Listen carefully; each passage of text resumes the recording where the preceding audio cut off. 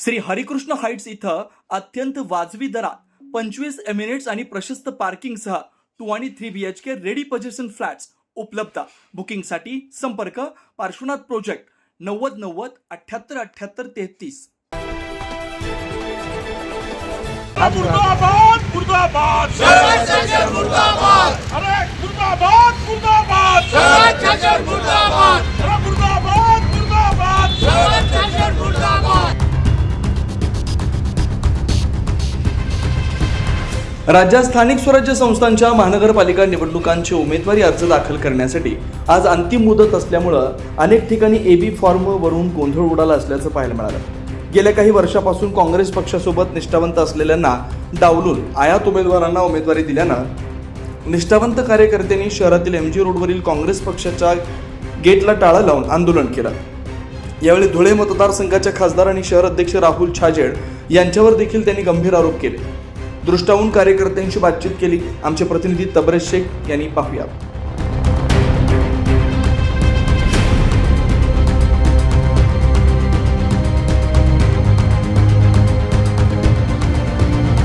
आज उमेदवारी अर्ज भरण्याचा शेवटचा दिवस आणि अनेक पक्षामध्ये शेवटच्या दिवशी वेबी फॉर्म देण्यावरून गोंधळ झालेला आहे। आपण बघू शकतो एका काँग्रेस कमिटीवर जे निष्ठावान कार्यकर्ते होते, ज्यांनी अनेक वर्ष काँग्रेसमध्ये काम केलेलं आहे, ते आता इथे निषेध म्हणून या ठिकाणी काँग्रेस कमिटीला टाळा लावत आहे। आपण बघू शकतो एका जे आयात उमेदवार होते त्यांना एबी फॉर्म देण्यात आलेला आहे पक्षाकडून, आणि त्याचा निषेध म्हणून आपण बघू शकतो एका जे निष्ठावंत जे काँग्रेसचे कार्यकर्ते होते, काँग्रेसचे जे निष्ठावंत कार्यकर्ते आहे ते या ठिकाणी काँग्रेस कमिटीला आता टाळा मारत आहे।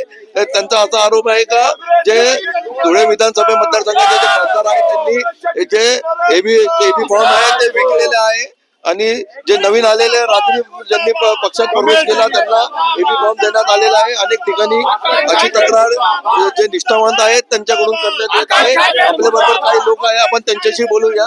नेमका त्यांचा काय तुमचा आरोप है? आरोप मेरा ये 30 साल से मैं काम कर रहा हूँ माइनॉरिटी शहर अध्यक्ष के माध्यम से। मैं माइनॉरिटी का शहर अध्यक्ष होने के बाद भी हमारी खासदार रात को मेरे को पूछते हैं कि आप कितना पैसा खर्चा करेंगे। मैंने बोला मैं 25 से 30 लाख रुपए खर्चा कर सकता हूँ। तो बोले या तो 1-1 करोड़ रुपए लगने वाले। खुद शोभाताई माइनॉरिटी के वोट लेके हमारी को पूछती है कि तुम्हारे पास 1 करोड़ रुपए होंगे तो तुमको ये भी फॉर्म मिलेगा। तो अगर मैं बोला हम आज 30 साल से काम कर रहे, जो काम का हमारे को आज मुआवजा देने का है, हमारे मेरे माइनॉरिटी के 5 टिकट मंगा था, 5 को भी टिकट नहीं दिया गया, मेरे को खुद को टिकट नहीं दिया गया। तो ये लोग है पहले मध्य नासिक की जगह बिकाए, उसके बाद अभी जो छोटे छोटे कार्यकर्ता की जो अभी नगर सेवक बनने की स्थिति थी, आज हमारी इतनी अच्छी स्थिति होने के बाद भी हमारे को टिकट नहीं दिया गया, खाली पैसे के बलबूते पे। और रात को 1:30 बजे दूध बाजार में जाके वो टिकट बिकाया गया, चारों खुद ले जाके दिए गए इन्होंने। जबकि एक शिंदे गट का है, 2 राष्ट्रवादी के और एक अपक्ष है, ऐसे लोगों को जाके टिकट दिया गया, हमारे कांग्रेस के लोगों को नहीं दिया गया जो 30 साल से काम कर रहे। आप खुद देखते हैं कि हम छोटे छोटे आंदोलन हो कुछ भी हो काम करते रहते हैं। तुमचं काय म्हणणं आहे? तुम्ही दरवेळी तुम्ही लोक आंदोलनामध्ये दिसता, सगळे निष्ठावंत या ठिकाणी थांबलेले आहेत, जे नवीन प्रवेश केलेले त्यांना उमेदवारी देण्यात आलेली आहे। मुळात विधानसभेमध्ये आमच्या हेमलता पाटील ह्या काँग्रेसच्या उमेदवार होत्या आणि त्या निवडून येणाऱ्या उमेदवार होत्या। तरी आमचा आग्रह होता की हेमलता पाटीलला तिकीट तुम्ही दिलं पाहिजे। तरी महाविकास आघाडीचे नाव नादी लागून या लोकांनी काँग्रेस पक्षाला तिकीट दिलं नाही, हेमलता पाटीलला तिकीट दिलं नाही, आणि या ठिकाणी महाविकास आघाडीचा पराभव झाला। हेमलता पाटीलला जर तिकीट दिलं असतं तर महाविकास आघाडीचा उमेदवार आमचा निवडून आला असता काँग्रेसचा। त्या ठिकाणी अन्याय केला तरी आम्ही शांत बसलो।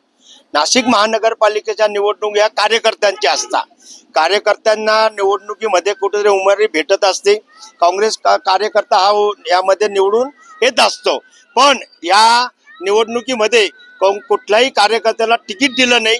या ठिकाणी आम्ही हनीफभाई असेल, ज्ञानेश्वर काळे असेल, कैलास कडलक असेल, अण्णा मोरा असेल, दाऊद भाई असेल, मी तरुणांना उमेदवारी द्यायची म्हणून मी स्वतः उमेदवारी न मागता माझ्या मुलाला उमेदवारी द्या आणि अशी आमची मागणी केली होती।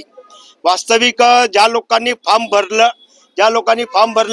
ज्या लोकांनी उमेदवारी मागितली जे लोक वर्षानुवर्ष काँग्रेसचं काम करताय त्या लोकांना उमेदवार देणं अपेक्षित असताना या लोकांना गेल्या 8 महिन्यापासून आम्ही तुम्हाला उमेदवार ज्ञानेश्वर आमचा गेल्या 2 वर्षापासून त्या ठिकाणी काम करतोय, हनीफभाई काम करताय, आम्ही प्रभागात काम करतोय. जो प्रभागात काम करतोय त्या लोकांना तिकीट दिलेलं नाही. म्हणजे पक्षातलं नवीन मला तर आश्चर्य वाटतं की 122 वार्ड आहे, 122 उमेदवार आहे आणि काँग्रेसला फक्त 13 उमेदवार दिल्या.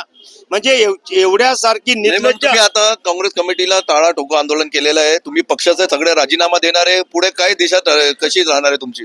नाही, आता कार्यकर्त्यामध्ये प्रचंड असंतोष पसरलेला आहे. आज आम्ही प्राथमिक स्वरूपात या ठिकाणी आम्ही काँग्रेस कमिटीला कुलूप लावून आम्ही निषेध नोंदवलेला आहे. आम्ही कार्यकर्त्यांचा मेळावा घेऊ, आम्ही सर्व कार्यकर्ते एकत्र घेऊ आणि मग ठरवू राजीनामा द्यायचा का पक्षाचं काम करायचं नाही. काँग्रेसने ज्यांना उमेदवारी दिलेली आहे, ज्यांना एबी फॉर्म दिलेला आहे, जे आयात उमेदवार होते, त्यांचा तुम्ही काम करणार का? आता कशा पुढची रणनीती ठरणार आहे तुमची?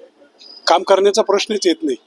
गेल्या अनेक वर्षापासून आम्ही सर्वजण काँग्रेस पक्षाचं काम करतो. आता तुम्ही बघतायत नाशिक शहरामधली काँग्रेसची संघटना असेल, कुठल्याही प्रकारचं काम नाही. ही जी मंडळी आहे निष्ठेने काम करते. निष्ठेने काम करता असताना अनेक केसेस आमच्यावर आहे आणि आता कुठेतरी पक्षाला काहीतरी देण्याची वेळ आली पक्षाने. तर पक्षाने नेमकं देण्याच्या वेळेसच आम्हाला आमचा घात केलाय आणि ज्या लोकांचा त्या पक्षाशी कुराडी मात्राचा संबंध नाही अशा लोकांना उमेदवारी देऊन पक्ष नेतृत्व काय सिद्ध करू पाहत आहे, काय त्यांची भूमिका आहे. आणि अशा पद्धतीचा जर अन्याय होत असेल तर जे उमेदवार त्यांनी दिले त्यांना त्यांची जागा तर आम्ही दाखवूच. आम्ही काय आहोत आणि कशा पद्धतीने आम्ही काय रणनीती करू शकतो हे येत्या काळात तुम्हाला आम्ही दाखवून देऊ. तुम्ही स्वतः अपक्ष भरलेल्या 14 मधून तुम्ही लढणार आहे, काय करणार? 100% आम्ही आता जे उमेदवार आम्ही ज्यांनी आम्ही उमेदवाऱ्या मागितल्या होत्या त्या आम्ही सर्व एक ठिकाणी आज आमची संध्याकाळी मिटिंग होणार आहे आणि या मिटिंगच्या अनुषंगाने मग आम्ही आमच्या चिठ्ठ्या काढू. कोणाकोणी उमेदवारी लढायची, कसं करायचं, कशा पद्धतीने आम्ही या निवडणुकीला सामोरं जायचं याची व्यूहरचना आम्ही सर्व नेते मंडळी एकत्र बसून करणार आहोत. आणि निवडणूक संपली की परत आम्हाला बोलवायचं, 5 वर्ष आम्हाला राबवून घ्यायचं. ज्यांना उमेदवारी दिली, जे निवडणूक मागच्या वेळेस पण ज्यांना उमेदवार निवडणूक लढवले तो एकही माणूस आजपर्यंत काँग्रेस कमिटीत फडकलेला नाहीये. आता ज्यांना उमेदवारी देणार आहे ते सुद्धा काँग्रेस कमिटीत फडकणार नाही. आम्हालाच काम करावं लागेल. एकूणच आपण बघू शकतो काय जे निष्ठावंत आहे त्यांचा रोष आहे.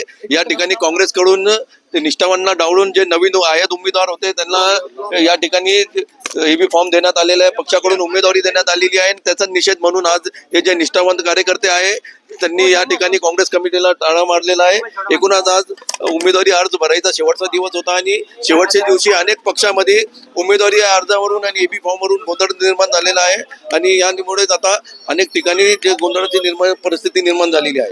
तबरेज शेख, 9 न्यूज, महाराष्ट्र, नाशिक.